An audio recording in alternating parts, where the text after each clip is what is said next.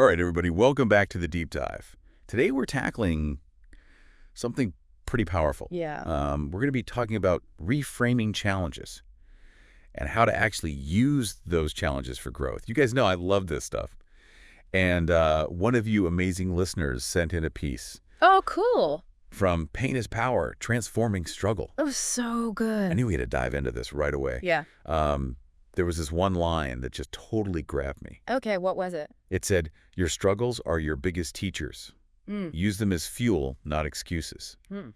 And I was like, whoa, we need to unpack this. Yeah, I love that. It's almost like this whole idea of flipping the script on challenges. It really is. Right. I think a lot of us, naturally, we see challenges as like roadblocks, right? Sure, As yeah. like obstacles in our way. Yeah. But what if we could see them as something completely different?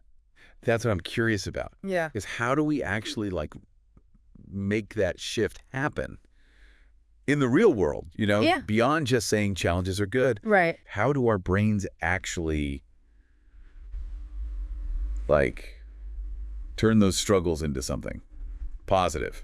It's an interesting question because I think our brains are already wired to do that in a way. Like, think of it as like building a muscle, Okay. but for your mind, every time we hit a challenge, whether it's big or small, Mm.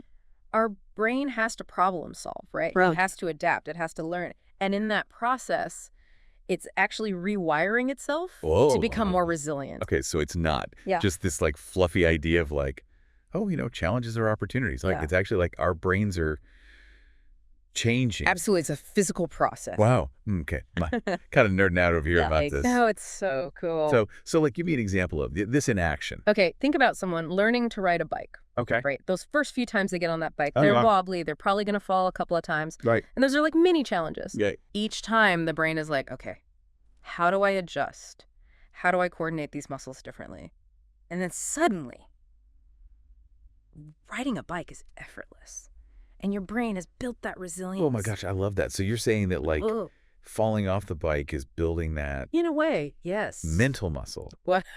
for resilience. Yeah. I love. Okay. So beyond bikes though, Sure. what are some examples in real life of this pain to power idea? Well, think of someone like Malala Yousafzai. Oh yeah. Right. She stood up for education despite incredible risks. Yeah. And was shot for it. Right. Most people would crumble in the face of that kind of adversity. Yeah. But she used that experience to become an even stronger advocate for education. Wow. That's like pain fueling purpose It's on a almost global certain. scale. Yeah. And it makes you think about that line from the Pain is Power excerpt.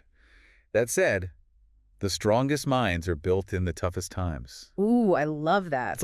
It's not just that those tough times happen, Right. it's how those people use them. Exactly. It's not about glorifying suffering at all. It's about recognizing that within every struggle lies potential. I like that. Okay, so let's bring this back to us everyday folks. Think about a time where you faced a challenge. Maybe you didn't achieve a goal Yeah. or a relationship ended. Yeah.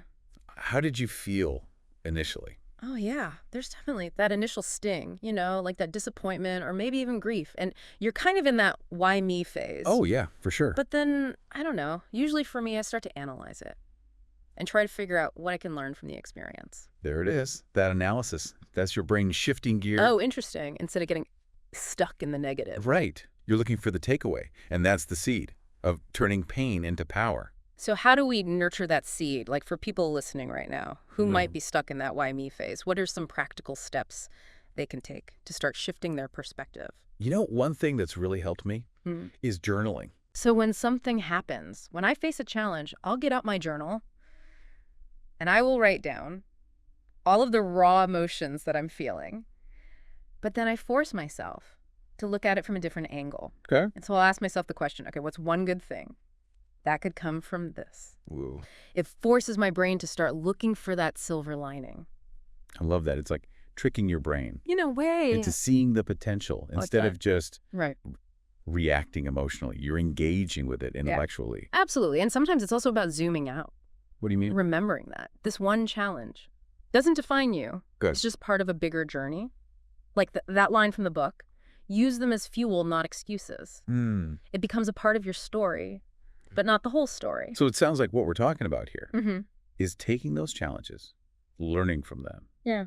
and using them to, like, propel ourselves forward. Yeah. That's the real power here. It's not about avoiding the tough stuff. Right. It's about equipping ourselves to handle it. Exactly. And you know what? Yeah. It makes me think, What's that? if you could choose